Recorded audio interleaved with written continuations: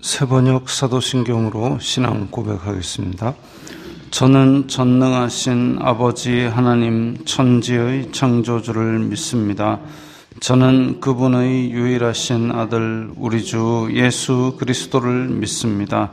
그분은 성령으로 잉태되어 동정녀 마리아에게서 나시고 본디오 빌라도에게 고난을 받아 십자가에 못 박혀 죽으시고 장사된 지 사흘 만에 죽은 자 가운데서 다시 살아나셨으며 하늘에 오르시어 전능하신 아버지 하나님 우편에 앉아 계시다가 거기로부터 살아있는 자와 죽은 자를 심판하러 오십니다. 저는 성령을 믿으며 거룩한 공교회와 성도의 교제와 죄를 용서받는 것과 몸의 부활과 영생을 믿습니다. 아멘. 거룩하신 아버지 하나님 감사합니다. 간밤에도 편히 쉬게 해주시고 새벽에 기도하는 자리에 불러주시니 감사합니다. 이 시간 저희들이 마음 중심으로 주님을 경외하게 하여 주시옵소서.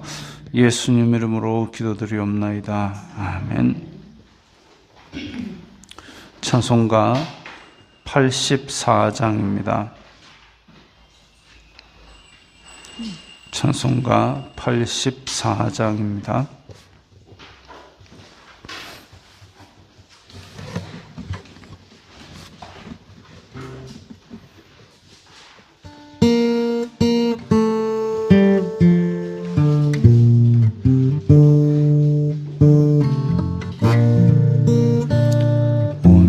세상이 캄캄하여서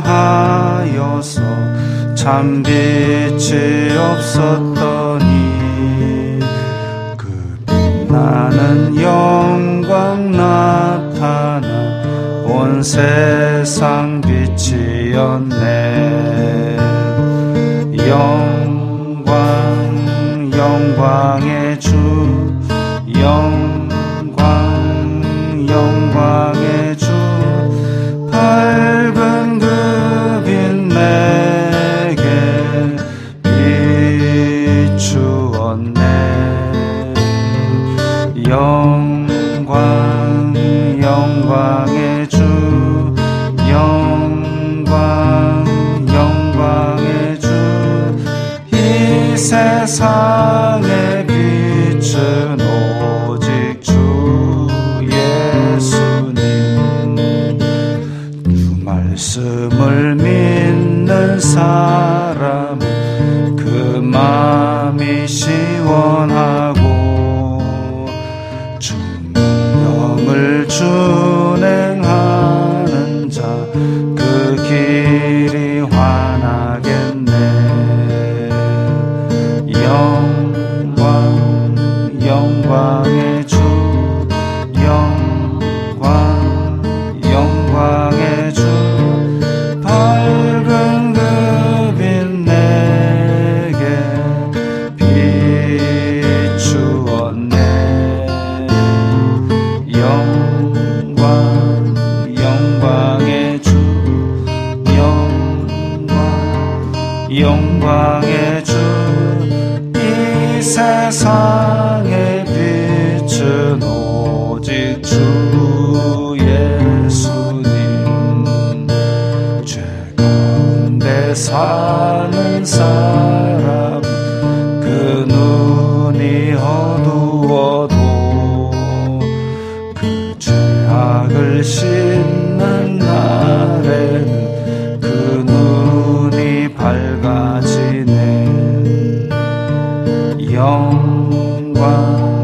영광의 주 영광의 주 밝은 그 빛 내게 비추었네. 영광의 주 영광의 주 이 세상의 빛은 오직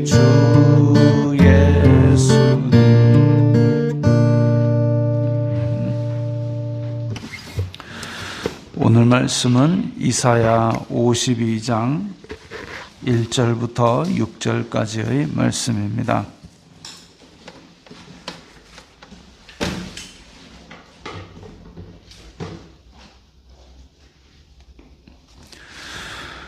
이사야 52장 1절부터 6절까지의 말씀 함께 읽겠습니다. 시온이여 깰지어다 깰지어다 내 힘을 낼지어다 거룩한 성 예루살렘이여 내 아름다운 옷을 입을지어다 이제부터 할례받지 아니한 자와 부정한 자가 다시는 내게로 들어옴이 없을 것임이라. 너는 티끌을 털어버릴지어다 예루살렘이여 일어나 앉을지어다 사로잡힌 딸 시온이여 내 목의 줄을 스스로 풀지어다. 여호와께서 이같이 말씀하시되 너희가 값없이 팔렸으니 돈 없이 속량되리라. 주 여호와께서 이와 같이 말씀하시되 내 백성이 전에 애굽에 내려가서 거기에 거류하였고 아수르인은 공련히 그들을 압박하였도다. 그러므로 이제 여호와께서 말씀하시되 내 백성이 까닭없이 잡혀갔으니 내가 여기서 어떻게 하랴. 여호와께서 말씀하시되 그들을 관할하는 자들이 떠들며 내 이름을 항상 종일토록 더럽히도다. 그러므로 내 백성은 내 이름을 알리라. 그러므로 그 날에는 그들이 이 말을 하는 자가 나인 줄을 알리라. 내가 여기 있느니라. 아멘.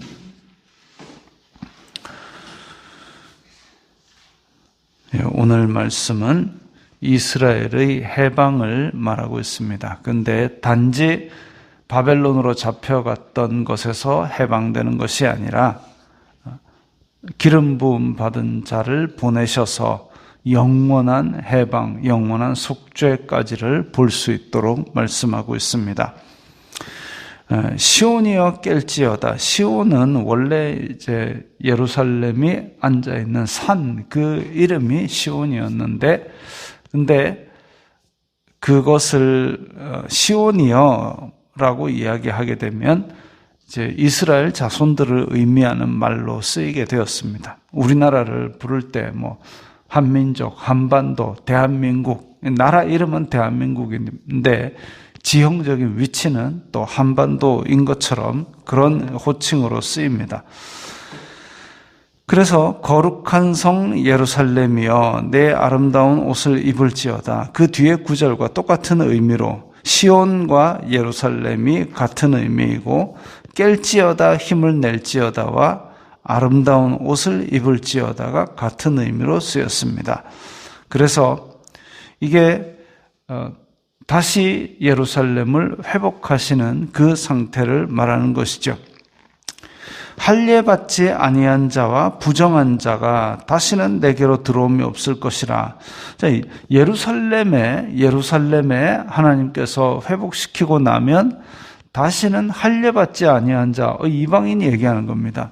이방인이 예루살렘에 들어올 일이 없다 이랬는데 지금 예루살렘은 네 조각으로 나누어져 가지고 심지어는 예루살렘 성전 자리는 아예 이스라엘 사람들 있지도 못한 자리입니다. 그래서 이게 무슨 말이지? 라고 생각할 수 있는데, 자, 할례라는 것은 하나님께서 언약 백성을 구별하기 위해서 아브라함에게 명하셨던 것이죠. 언약 백성을 구별하는 표시. 그다음 부정한 자, 그러면은 부정한 자는 그야말로 죄인, 하나님을 거부하는 그런 자들. 그래서 이것을 우리는 이제 예수 그리스도께서 오셔서 완전한 구원을 이루시고 완전히 회복된 그 날을 생각할 수 있습니다. 요한계시록 21장에 보면 새 예루살렘이 하늘에서 내려오는데 그 전에 무엇이 있었느냐? 이제 거짓 선지자들과 용과 옛 뱀과 그들을 추종하던 많은 무리들이 다 심판을 받게 되죠. 영원한 불못에 던져지게 됩니다. 19장에서 그렇게 되고, 그 다음에 계시록 21장 끝에 가면 이제 새 예루살렘에 내려오고, 그리고 무엇이든지 속된 것이나 가증한 일 또한 거짓말하는 자들은 결코 그리로 들어가지 못하되 오직 어린 양의 생명책에 기록된 자들만 들어가리라. 생명책에 기록된 자들, 하나님께서 택하신 언약 백성이죠. 할례 받은 자들입니다. 그러니까 육신의 표를 내는 할례가 진짜 할례가 아니라 사도 바울이 말한 대로 하나님의 언약을 믿고 따르고 지키고 끝까지 잡고 살았던 백성들, 그 언약 백성들이 그리로 들어오는, 생명책에 기록된 자들만 들어오는 그 모습을 말합니다. 그래서 온전한 승리의 그날을 지금 예표하고 있는 것이죠. 2절에 너는 티끌을 털어버릴지어다. 또 사로잡힌 딸 시온이여 내 목의 줄을 스스로 풀지어다. 사로잡혔다면, 사로잡힌 사람이, 우리 한번 그거 생각해 보면 됩니다. 경찰서에 수갑 채워가지고 잡혀간 사람이 수갑을 스스로 푼다. 경찰이 없이 스스로 자기가 풀 수도 없게 만들어져 있고, 풀려났다는 얘기 없이 지가 막 풀면 다시 와서 채웁니다. 조선시대 착고 한번 생각해 보십시오. 풀려나라 얘기도 없이 자기가 그걸 풀 수도 없고, 푼다 해도 또 간수가 와서 다시 채웁니다. 그러면 여기 있는 내 목의 줄을 스스로 풀지어다. 이건 뭐냐 하면 이제 하나님께서 은혜로 온전한 해방을 주신다라는 것이죠. 그 주셨을 때에 목의 줄을 풀 수 있는 겁니다. 그래서 해방의 때에, 완전한 해방을 주실 때에, 즉 내가 줄을 푸는 것이 먼저가 아니라 해방의 선포가 먼저 일어나는 것입니다. 그래서 먼저 그렇게 해방의 은혜를 주셨을 때에 목의 줄을 스스로 풀지어다. 내가 나의 억눌렸던, 아니면 내 발목을 잡고 있던 죄의 사슬들을 이제 풀고 나와야 되는 것이죠. 항상 은혜가 먼저이고 우리가 할 일은 그 다음에 따라옵니다. 여호와께서 이같이 말씀하시되 너희가 값없이 팔렸으니 돈 없이 속량되리라. 그러니까 지금 잡혀간, 바벨론으로 포로로 다 잡혀갔던 것은 결국 그 원인이 남유다 왕국의 죄로 인함이죠. 그렇게 남유다 왕국의 죄로 말미암아 심판을 받은 것인데 값없이 팔렸다. 그래서 그 죄로 말미암아 그야말로 제대로 힘 한번 못 써보고 다 잡혀갔는데 돈 없이 속량되리라. 하나님께서 심판하셨고 또 하나님께서 그러면 이러면 회복되는 것이죠. 그래서 하나님의 주관 아래에 이 이스라엘 백성들의 운명이 좌지우지되는 모습입니다. 그런데 하나님께서 돈 없이 속량되리라.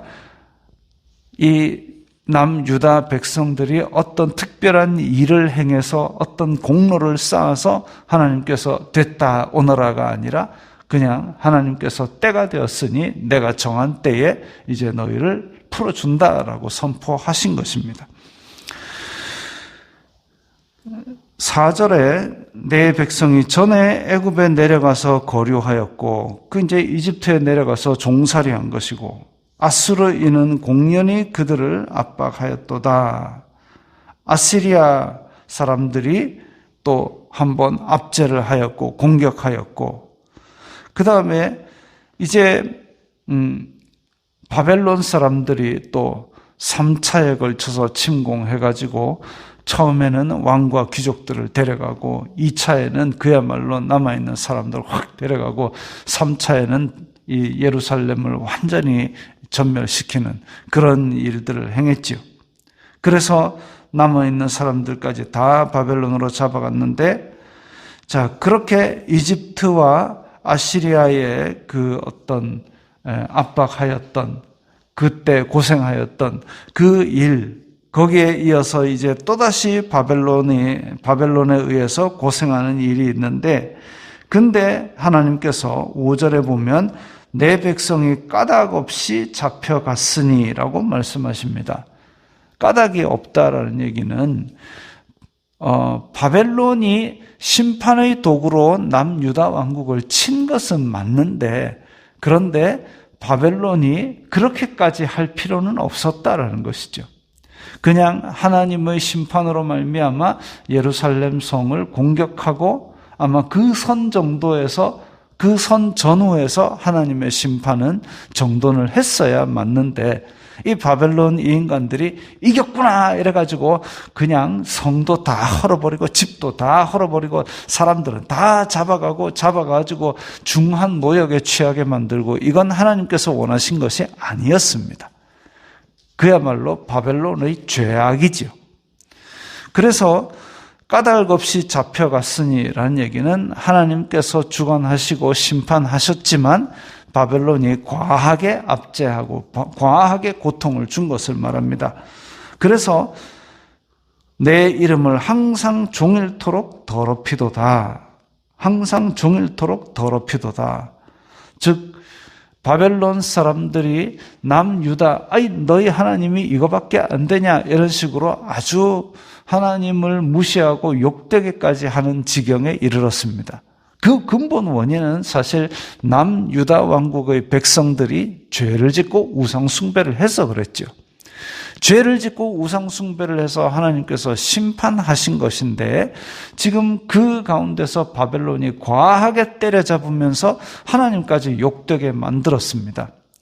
그와 비슷한 일이 언제 있느냐? 예수님 시절에 있었습니다. 예수님 시절에 건축자의 버린 돌이 모퉁이의 머릿돌이 되었다 하신 말씀처럼, 예수님을 그렇게 구세주로 섬기는 사람들이 있는데도 불구하고 로마 사람들은 그를 때리고 욕보이고 결국 십자가에 달려 죽게까지 만들었습니다. 그러나 그렇게 건축자의 버린 돌같이 엉망진창이 되었지만 하나님께서는 다시 부활의 은혜를 내리시고 그로 말미암아 온 백성에게 미칠 부활의 생명을 주신 것이죠. 그것처럼 지금 내 이름을 항상 종일토록 더럽히도다 했던 그 바벨론은 하나님께서 멸망시키시고 이 이스라엘 자손들은 다시 예루살렘으로 데려다 놓으시는 겁니다. 그게 사람의 능력으로 가능하겠습니까? 바벨론이 그 강대국이 그 가운데 잡혀갔던 포로된 이스라엘 백성들 그 몇 사람이 으쌰으쌰 해가지고 나라를 뒤집어 엎을 수 있겠습니까? 아니면 우린 집에 갈래요 하고 예루살렘으로 돌아올 수 있겠습니까? 그건 전혀 있을 수 없는 일이죠. 그러나 하나님께서는 바벨론에게 그 죄악에 대해서 심판하셔서 내 백성 너희들이 왜 이래? 하고 치시고 내 백성 데려와 하고 데려와 버리시는 겁니다. 6절에 그러므로 내 백성은 내 이름을 알리라. 이 일이 바로 아브라함과 이삭과 야곱에게 약속하셨던 언약의 그 하나님, 모세가 율법을 준 것이 아니라 우리에게 지키도록 그렇게 명령을 주신 그 하나님이 이 일을 행하셨구나. 이제 그걸 뼈저리게 깨닫는 것이죠. 이 말을 하는 자가 나인 줄을 알리라. 이 이사야의 말씀이 주어진 때가 언제냐 하면 이스라엘이 망하기도 100년도 더 전의 일입니다. 그래서 이 말씀을 기억하고 자녀 대대로 외워서 들려주고 이렇게 했던 가족들에서는 그때 이사야 선지자를 통해서 하신 말씀이 바로 이것이구나라고 깨닫게 되는 것이죠.